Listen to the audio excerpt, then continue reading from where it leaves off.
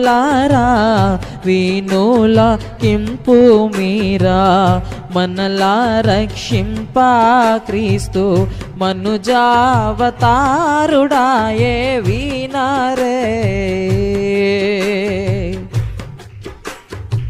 పొందు గోరిన వారి వింద పరమొందకారి ఎందారెందరి పరమ నంద పరమ సొంగను అనే వచనం ద్వారా దేవుని స్తుతిద్దామండి. అందరం ఏకీవిద్దాం.